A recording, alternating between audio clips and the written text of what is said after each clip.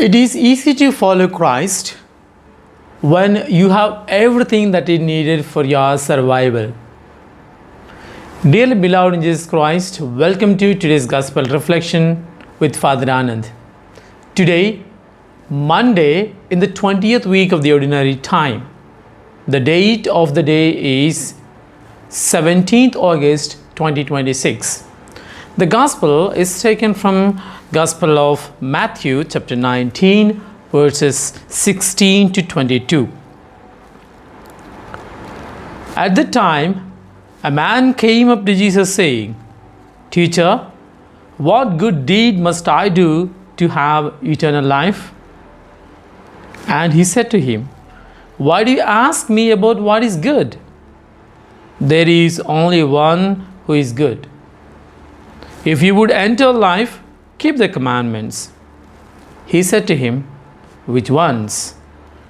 Jesus said, "You shall not murder, you shall not commit adultery, you shall not steal, you shall not bear false witness, honor your father and mother, and you shall love your neighbor as yourself."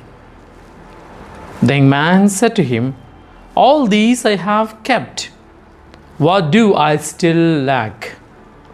Jesus said to him, "If you would be perfect, go and sell what you possess and give it to the poor, and you will have treasure in heaven. And come and follow me." When the young man heard this, he went away sorrowful, for he had great possessions. The Gospel of the Lord. Dearly beloved in Jesus Christ, it is easy to follow God when everything is there at your disposal. Let me tell you a small story. Once a king visited a hermit, and he was inspired by the way he was following God. He noticed the hermit always meditating and experiencing the spiritual things. So the king said, "My master, I would like to follow God closely like you and experience those spiritual feelings." The master smiled and said, "It is a hard deal. It requires a lot of things from you." And the king said, "I am the king and I can do it." The master smiled and said, "You can come and tomorrow I will tell you what to do. But one condition, you have to leave all the possessions and come, all that you have."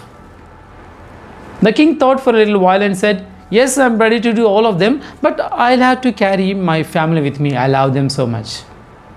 The hermit said, "Yes, you can bring your family." The following day, king gave up all the possessions and carried only his family with him and went to the hermitage. As soon as the king arrived, the master showed a small hut as good as for him to sit down in it and meditate. And the king, looking at that, he said, "Yes, that is enough for me to pray. But where should I keep my family?" And the hermit said, "Why do you ask me? I don't know. You can pray here." And then the king was startled. King said, "Okay, master, give me a little time. Let me put my family in a safe place and come back." The master said, "Yes, you can." The king went to the nearby village and he put the family safe in a house, and then he came back. Then he approached the master. Master told him the tips of meditation. Listening to the tips of meditation, the king went into his own small hut and started meditating. As he closed his eyes, he understood, "What will my family eat?" Immediately he went to the hermit and asked, "Master, what do I eat?" The master said, "I will provide you." "What about my family?" Again the master said, "I don't know about it." Then immediately the king asked, "Master, can I have a little time to give something for my family to eat?" The master smiled and said, "You can have the time." The king went outside, searched some food, begged from somebody, and gave the food to his family and came back. And again he sat down for meditation. After a little while, the king receives a news that his youngest child fell sick and he needs attention. Again, the king went to the hermit and asked, "Master, I need a little more time so that I can go and care for my sick son." The master smiled and then said, "You can go." He went, nursed the child, took care of the family, and then came back towards the evening. And again he sat down for meditation. Finally, the master came and asked the king, "How long did you pray? How long did you meditate?" The king was confused, furious, and said, "When did I get time to do that? I have to take care of family, their stay, their food, their health, and all the responsibilities. And then you ask me how much time I prayed? It's ridiculous, master." And the master smiled and said, "It is easy to follow God or do all the good things or spiritual things when you are provided with everything." Now, do you understand why sometimes we blame poor people for not following Christ?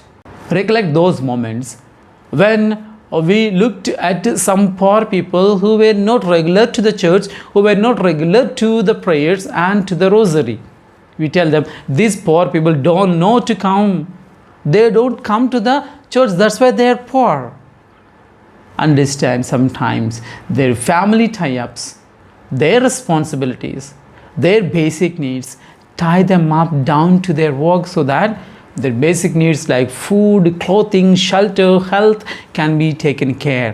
But those people, towards the end of the day, they say one grateful prayer with sign of the cross, "Thank God, I and my family is safe." And that is sometimes bigger than many of our prayers that we say all through the day, hours and hours. Today's gospel passage, a young man comes and tells, "I will do whatever you want me to do to inherit eternal kingdom." Yes, he is ready to do it because he has a lot of wealth. If the master was to ask him, "Go and give some money to the poor," he would do that because he has enough money. If Christ must have asked him, "Okay, feed 100 people," he would do that because he had enough money. When he was asked to leave everything and follow, then he understood, "No, my God, I can't do that." So there are some situations where we should not judge others why they are not following.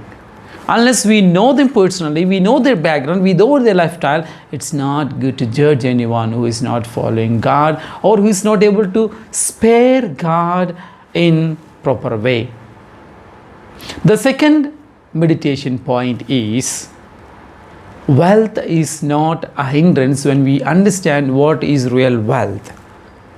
Wealth is only a commodity, a thing that we need for exchange of so many other things. And if we treat wealth in the same way, then we'll be able to follow Christ. Otherwise, we become slaves to it, and we also just turn away our face like the young man in today's gospel passage. May God help us to enlighten our minds in this regard and be blessed. May God bless us all. Have a blessed day ahead.